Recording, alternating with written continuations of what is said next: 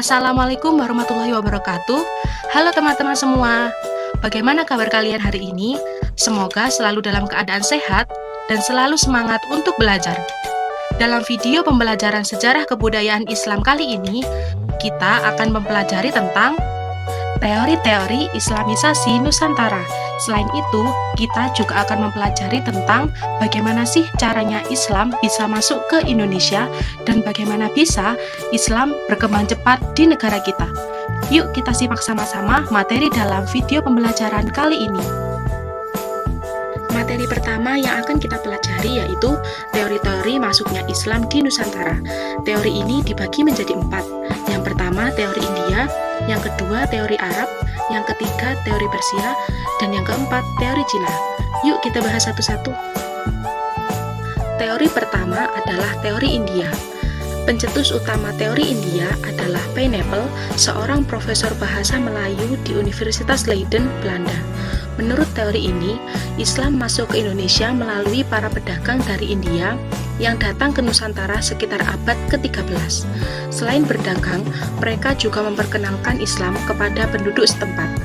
Bukti dari adanya teori ini terlihat dari batu nisan kuno di daerah Sumatera dan Jawa yang mirip dengan batu nisan di India.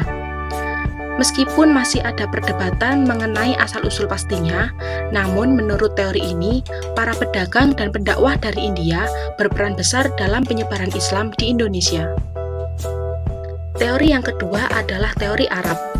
Menurut teori ini, Islam masuk ke Indonesia dibawa langsung oleh pedagang Arab sejak abad ke-7 Masehi. Mereka membangun pemukiman di pesisir Sumatera, menikah dengan penduduk lokal, lalu membentuk komunitas Muslim pertama. Islam yang dibawa pedagang Arab ini bermadhab Syafi'i, sama seperti yang dianut oleh mayoritas Muslim di Indonesia sekarang. Oleh karena itu, beberapa ahli percaya bahwa Islam yang datang ke Nusantara dibawa langsung dari Arab. Teori yang ketiga adalah teori Persia. Menurut teori ini, Islam yang datang ke Nusantara berasal dari Persia, ditandai dengan adanya penggunaan istilah bahasa Persia untuk tanda harokat dalam pengajaran Al-Quran, seperti kata jabar dalam bahasa Persia untuk kata fathah dalam bahasa Arab, kata jar dalam bahasa Persia untuk kasroh dalam bahasa Arab, dan kata pes dalam bahasa Persia untuk domah dalam bahasa Arab.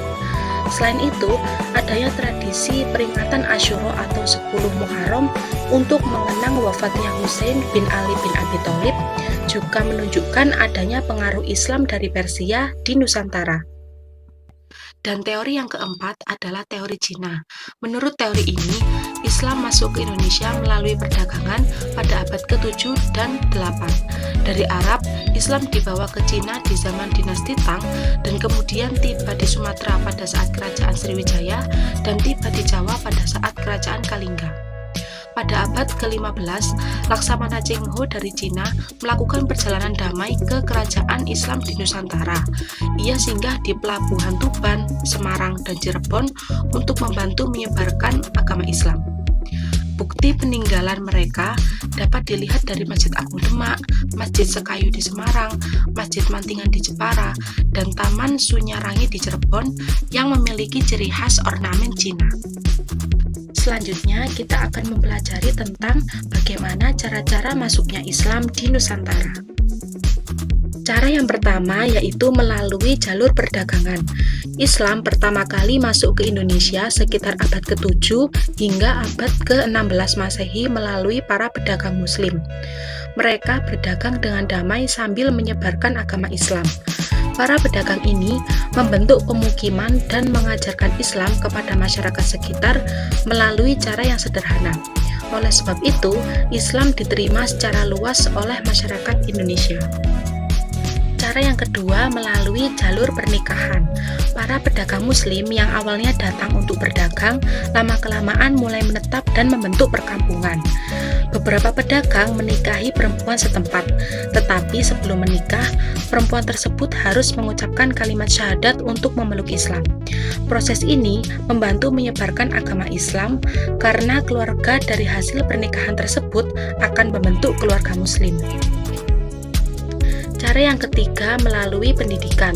Islamisasi melalui jalur pendidikan, yaitu dengan adanya pesantren. Pesantren adalah tempat belajar agama Islam yang sangat penting untuk kemajuan Islam di Indonesia. Di pesantren, para murid belajar agama dari para guru atau kiai. Setelah belajar, mereka akan kembali ke kampung halamannya untuk mengajarkan Islam. Cara ini akan membantu menyebarkan Islam secara lebih luas. Selanjutnya, kita akan mengetahui penyebaran agama Islam di Nusantara melalui tasawuf.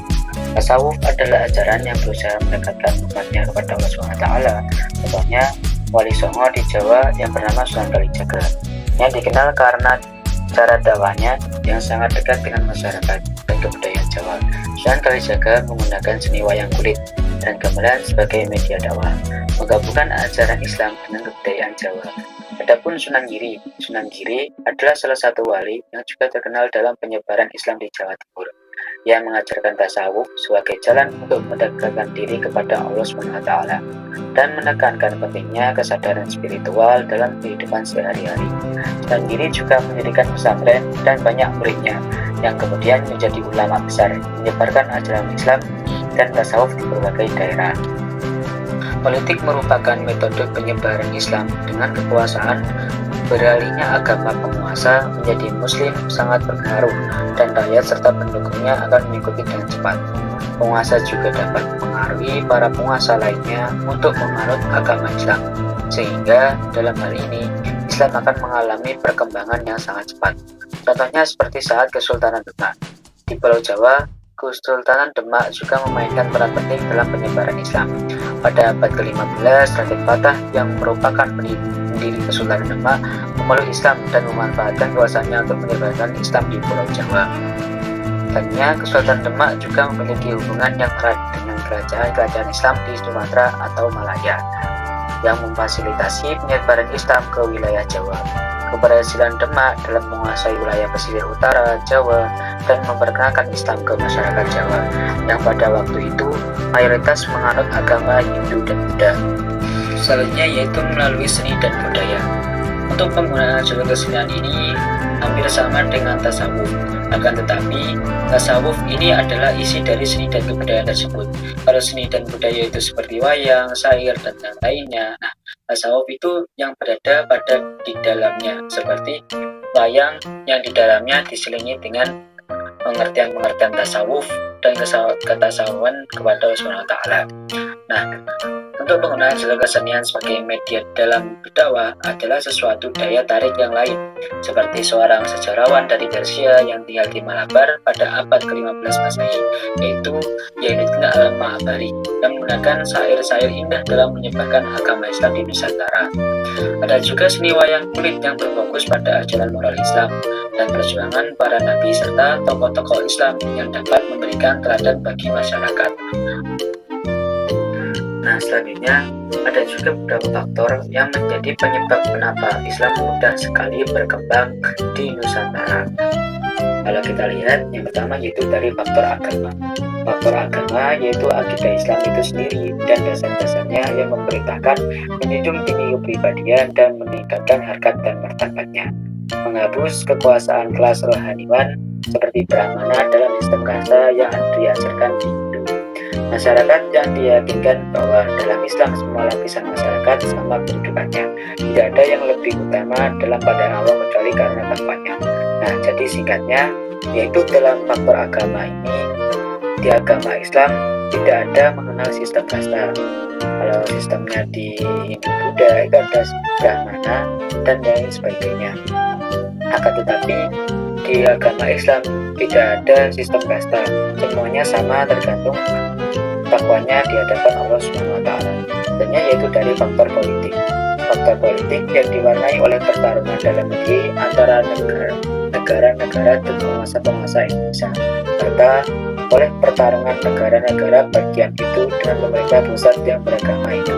Hal tersebut mendorong para penguasa, para bangsawan, dan para pejabat di negara-negara bagian tersebut untuk memanut agama Islam, dan dipandang mereka sebagai senjata ampuh untuk melawan dan mengembangkan kekuatan itu. Nah, jadi faktor politik ini yaitu maksudnya para penguasa Islam atau penguasa lainnya itu saling bekerja sama untuk mengalahkan kekuasaan dari Hindu tersebut.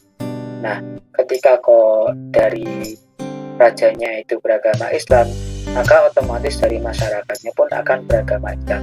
Nah, tujuan dari faktor politik ini yaitu menaklukkan kerajaan Hindu agar menjadi kerajaan Islam. Artinya itu faktor ekonomi.